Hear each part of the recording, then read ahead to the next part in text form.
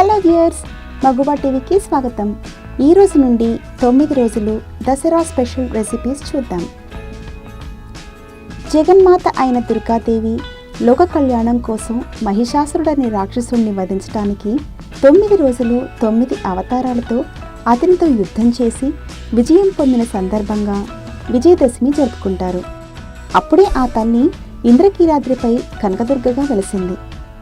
ఈ 9 రోజులు ఒక్కో రోజు ఒక్కో అవతారంలో అలంకరించి వివిధ రకాల నైవేద్యాలు సమర్పించి ఆ జగన్మాతను కొలుస్తారు. ఇంద్రకీలాద్రిపై అమ్మవారిని అంటే విజయవాడ కనకదుర్గ అమ్మవారిని ఏ రోజు ఏ అవతారంలో అలంకరిస్తారు, ఏ నైవేద్యాలు సమర్పిస్తారు, ఆ నైవేద్యాల తయారీ విధానం చూద్దాం. మొదటి రోజు ఆశ్వయుజ శుద్ధ పాఠిని స్వర్ణ కవచాలంకృత దుర్గాదేవిగా అమ్మవారు దర్శనమిస్తుంది. అష్ట కష్టాలు తీరిపోవాలని కోరుకుంటూ అమ్మవారిని బంగారు రంగు చీరతో అలంకరిస్తారు. కట్టె పొంగలి పరమాన్నం నైవేద్యంగా సమర్పిస్తారు. ఇప్పుడు కట్టె పొంగలి నైవేద్యం ఎలా తయారు చేయాలో చూద్దాం. ముందుగా ప్యాన్లో 1 కప్పు పెసరపప్పు వేయించుకోవాలి.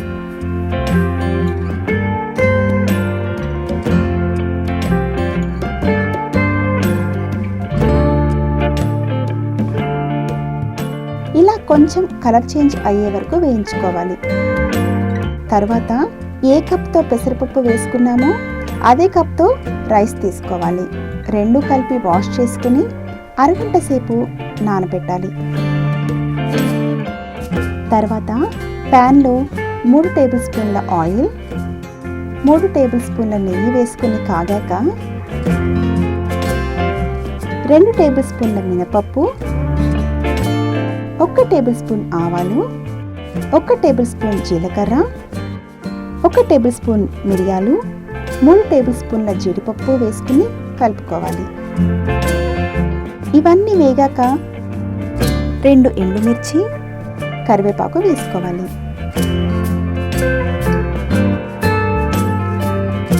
ఇప్పుడు నానబెట్టుకున్న పెసరపప్పు బియ్యం వేసుకుని కలుపుకోవాలి.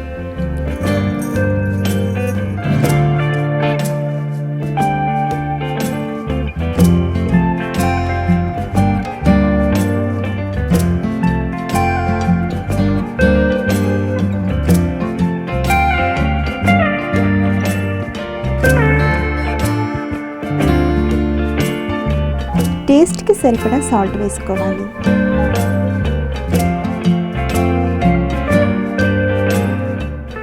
తర్వాత ఏ కప్తో బియ్యం మెజర్ చేసుకున్నామో ఆ కప్తో 3 కప్పుల వాటర్ పోసుకోవాలి.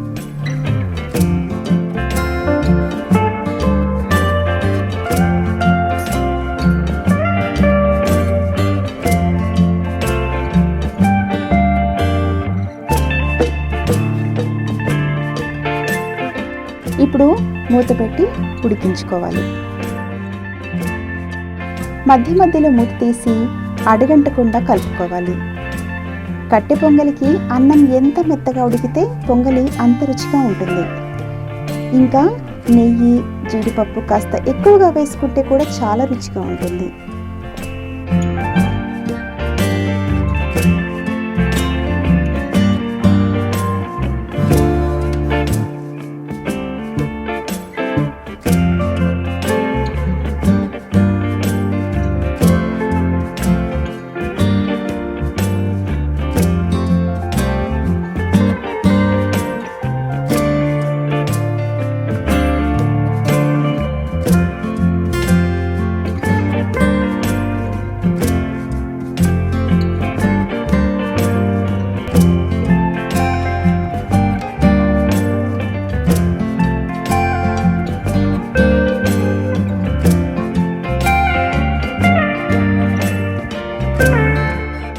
ఇదిగోండి, కట్టె పొంగలి కన్సిస్టెన్సీ ఇలా వచ్చేంత వరకు ఉడికించుకోవాలి.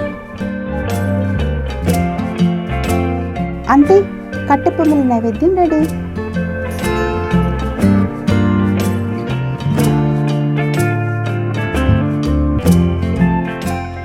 ఇప్పుడు పరమాన్నం నైవేద్యం ఎలా తయారు చేయాలో చూద్దాం. ముందుగా 1 గిన్నెలో 1/2 లీటర్ పాలు,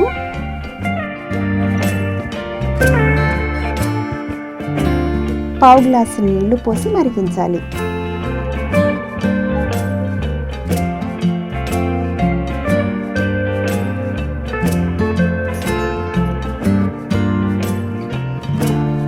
పావు కప్పు బియ్యం, 2 టేబుల్ స్పూన్ల శనగపప్పు అరగంట ముందుగా కడుక్కుని నానబెట్టుకోవాలి.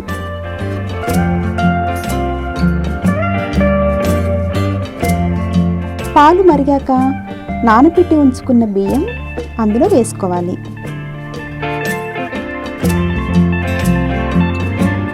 పరమాన్నం ఇత్తడి గిన్నెలో వండుకుంటే చాలా టేస్టీగా ఉంటుంది. పాలల్లో బియ్యం ఉడికించేప్పుడు త్వరగా అడుగంటుతుంది. అలా కాకుండా ఉండటానికి మధ్య మధ్యలో తిప్పుకోవాలి.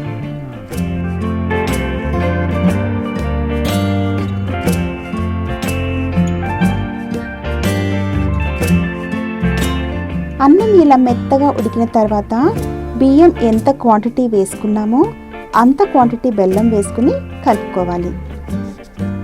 కావాలంటే బెల్లం కొద్దిగా నీళ్లు పోసి కరిగించుకొని కూడా వేసుకోవచ్చు.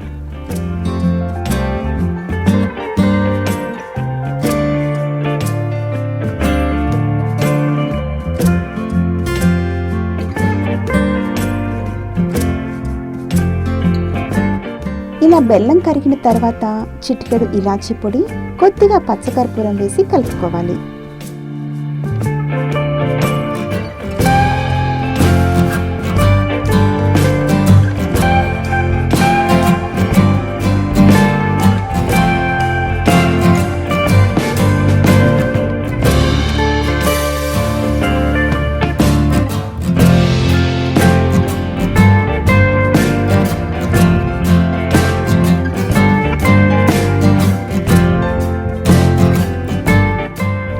తర్వాత ముందుగా నేతిలో వేయించి పెట్టుకున్న జీడిపప్పు, కిస్మిస్ వేసుకొని కలుపుకోవాలి.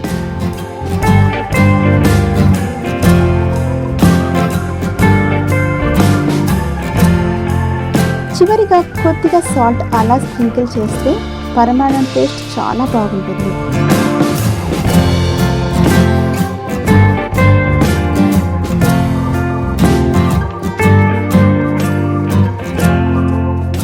అంతే, ఎంతో రుచిగా కమ్మగా ఉండే పరమాన్నం నైవేద్యం రెడీ.